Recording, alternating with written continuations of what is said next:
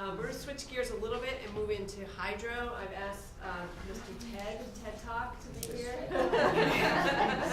Jeff, no pressure. I feel like I should have done Jeff's going to give an overview of the issues related to Streamflow Protection, just kind of as a primer for everybody and not wanting to assume that anybody's familiar with this. And then Ann's going to talk more specific about some current policies, but I thought having Jeff here to give his talk would be helpful. So, Okay. Thank you. Yeah, so my name is Jeff Crocker, and I'm the program manager for the Streamflow Protection program, which is in the reverse program. And as we basically said, we focus mostly on hydropower and hydropower relicensing and development across the state. And sort of our primary purpose is to, as a program, is to work to restore and protect stream flow and connectivity of Vermont rivers and to improve aquatic habitat, fish habitat, and water quality. Specifically, when we talk about stream flow, we're talking about protecting the natural flow regime, and that is broken down into 5 characteristics that we basically believe organisms have evolved in these systems. There's natural cues that come from these 5 characteristics, so we need to protect them. One of them is the magnitude of water going down through our rivers and basically how much basically that can trigger fish movement, fish migration. The frequency of those freshettes, like the spring freshet that happens once a year, and duration of how long, and the timing of events and the rate of change. All of these things, when we're looking at a hydro development, they can have impacts on them when they're producing energy. Now, if you're hydro peaking, you're basically storing water during the day to release it during peak hours at night or during the evening, which you can basically simulate that spring freshet almost every day. That can be the magnitude of some of the peaks that happen. Typically, we see some of these over on the Connecticut River, those large facilities over there. Sort of the current scope of our work in the program is we have around 90 active hydroelectric projects in the state of Vermont that are under the authority of the Federal Energy Regulatory Commission. So in order to operate these, for the developer to operate the project, they need to receive a license from the feds. And in order to receive that license, that triggers the Vermont, they need to meet the Vermont water quality standards under the Clean Water Act. So that's where our work comes in. We evaluate operations at these facilities during relicensing and development process to develop conditions that will meet our water quality standards and objectives for fish and aquatic habitat, and as well as water quality. Typically, these relicensings or development can go between, usually it's 5 years, but been known to go longer. And when FERC issues a license, it's typically between 30 and 50 years, although there are exemptions for smaller projects that go on forever.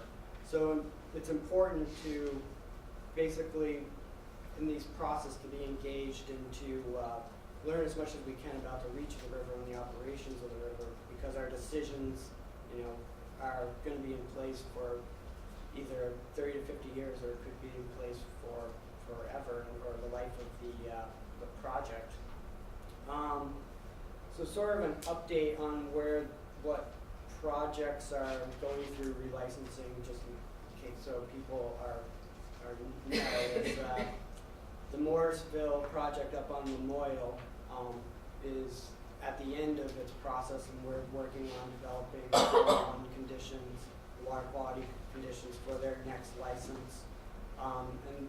And And then there's 120 miles right now under assessment on the lower Connecticut River, from basically Newbury down to Vernon. TransCanada runs 3 projects, Wilder, Fellows Falls, and Vernon, as hydro peaking projects. And with New Hampshire and our federal partners, there's going to be over 30 studies done in the next, well, they did a few last year, and they'll be doing more this year, looking at fish migrations, movement, resident spawning, stream flow characteristics, maintaining base flow conditions, and basically we're taking all this information and developing conditions on how to operate those facilities on that lower Connecticut River to meet water quality standards.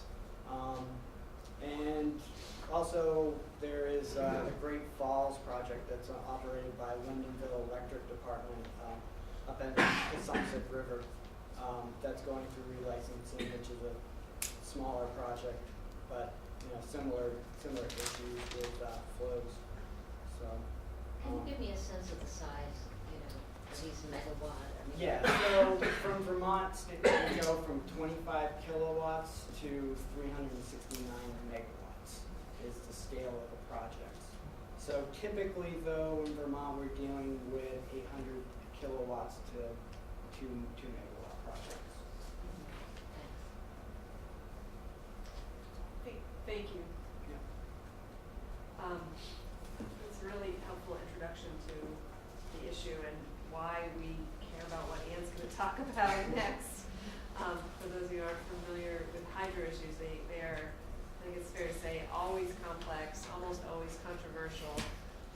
And I think what Ann's going to present is an attempt to maybe smooth over some of those conversations around hydro projects and maybe, in my opinion, give developers a more accurate sense of the likelihood of their project being permitted and sailing through or identifying these issues ahead of time. So, Come out. yeah, probably come out and bless it. You can sit right at the front. Yeah, He has to yeah. help me. Said I'll pass. Thank you. So I'm Ann Margolis, with the Public Service Department. And I work on renewable energy projects and policies and programs. And has recently come up in these discussions. Oftentimes, our programs and policies bring up some conflicts with other agencies and other regulations, state and federal regulations, and policies and goals. So I always appreciate the patience and my sister agencies and their willingness to pick up the phone, even though you're probably swearing when you do. We have been working with ANR, Jeff and his team, and with SHPO, the State Historic Preservation Office, through the Agency of Commerce and Community Development, on coming up with these screening criteria for hydropower projects. They arose out of Act 165 of 2 legislative sessions ago, which came out of originally out of the House Fish, Wildlife, and Water Resources Committee. Act 165 came sort of on the heels of some work that was being done in Colorado to come up with an expedited permitting process for conduit projects. In Colorado, they have a lot of water resources that are flowing through conduits, very oftentimes for irrigation purposes, and there was a desire to tap some of those for hydroelectricity. And so that was a kind of very specific type of hydro where they worked with FERC on coming up with this expedited process. And there were actually some changes at FERC because of that program that take place now at a national level.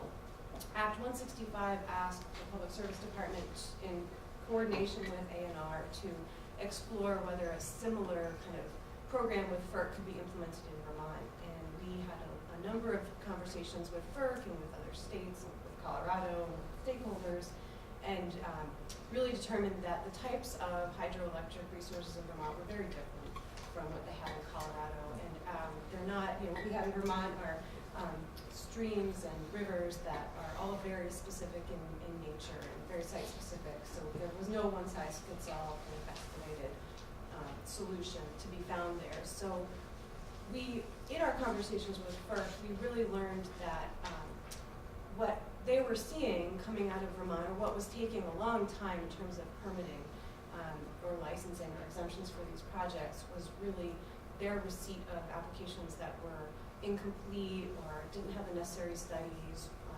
There was lots of rounds back and forth between the applicant and FERC and the resource agencies, and they really recommended that we work much more on the front end with applicants who are interested in hydroelectric power to kind of figure out what those issues might be up front, the resource-specific issues, whether they be natural resource issues or whether they be historic resource issues. State Historic Preservation Office has the ability to comment on projects at FERC through their Section 106 Historic Preservation Act requirements. So we spent a lot of time, these guys spent a lot of time educating me on the Vermont Water Quality Standards and the FERC process based on their experience, and came up with what you have in front of you. And there's more if folks don't have copies, I can pass them around.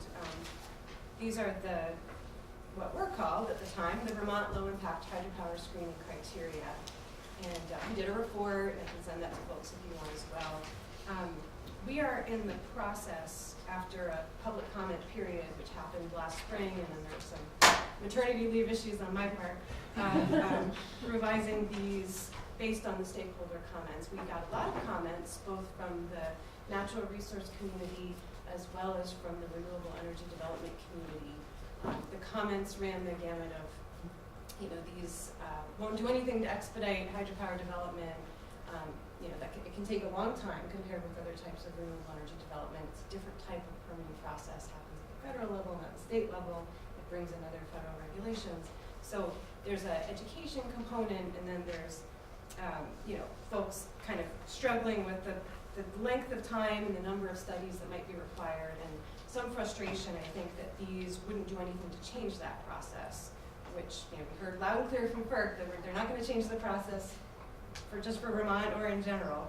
And then there was also some frustration from the natural resource community that maybe these didn't go far enough, or weren't protective enough. So we're trying to kind of figure out what the next step is with these and how to make them useful and relevant, and not a waste of anyone's time, but really serve on the front end as both setting up expectations for hydropower development so that developers understand before they spend a lot of money on permitting and studies what they may expect to hear from ANR through the 401 water quality certification process and the State Historic Preservation Office, and really to get a sense of whether they want to proceed past a certain point. And then if they do kind of come up with a project and work with their agencies to figure out how it will operate in a really good project, then the next step would be that we would kind of handhold them, if necessary, through the federal permitting process. So what you have in front of you again, this is the initial set of criteria that we had come up with. A lot of these are drawn straight from the pre-feasibility process that ANR had previously done on behalf of hydropower applicants. Many of them may not contact ANR at first. They might contact us. It could be a homeowner with a stream in the backyard that doesn't know anything about hydro, or a town that has an existing dam that they would like to retrofit for hydro. Or it could be a slightly more sophisticated developer. They generally don't need to contact us at that point. They maybe already worked with you. But to really, for the novice developer or homeowner or town, for them to understand these are the expectations for a project, and your project will need to meet X, Y, and Z before we will work together to go out on a site visit to your project as 3 agencies and come back to you with an initial letter kind of spelling out the resources that may be affected, the studies you may need to do, and to give them a realistic assessment of that process and the cost and the timeline. So you may see these, I'm working on the reply comments right now and the suggested revision to go to ANR and Historic Preservation probably in the coming weeks here, so they can trash what I suggest to them. But we may need to, one of the comments that kind of struck home was that these projects are very preliminary. There's maybe a site in mind, but not much beyond that, just sort of, what can we do?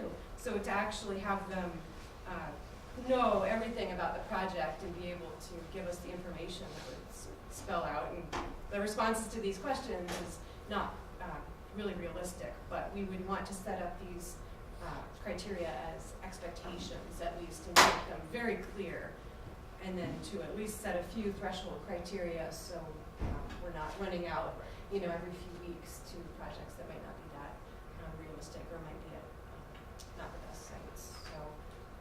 So I don't know if folks want to go through the criteria, or, you should expect to see a revised version of this probably in the coming months. It depends. It really depends how radically I revise this. And if you guys are okay with that. And Scott Dillon from Historic Preservation was going to be here and couldn't make the last minute. Well, I don't know if you want to. No, I mean, I think you laid it out, but basically, these criteria are what the agency believe they need to be met in order for us to say that you are meeting water quality standards and protecting aquatic habitat. So this is sort of the bar that is set out there for hydro developers.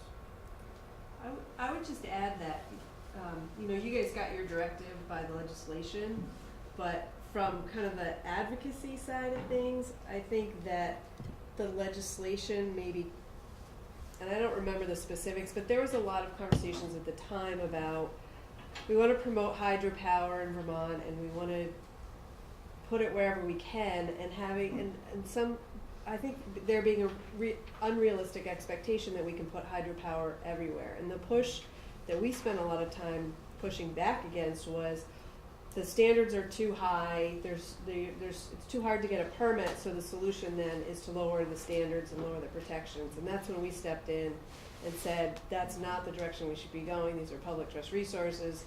So that kind of built up to, well, how can we help people have a better sense of what is involved in developing a hydropower project, what are the resource implications, what do you need to know? So there's kind of a little bit of history before that I think is important to this group.